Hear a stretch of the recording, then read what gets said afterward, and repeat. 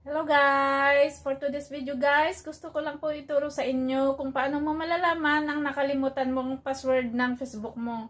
Kung nakalimutan mo ang password ng Facebook mo guys, ito ang para sa iyo. Panoorin mo lang to guys hanggang dulo. Let's go! Ayun, punta tayo sa settings. Ayan, tapos click natin yung Google. Ayan guys, click natin yung Google.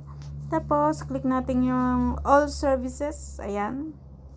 Tapos, ngayon guys, scroll natin pababa. Ayan, scroll natin pababa. Tapos, makikita nyo guys yung autofill with Google. Press natin yan, yung autofill with Google. Ayan, dapat naka-on yan guys. Yung use autofill with Google, dapat naka-on yan. On natin yan.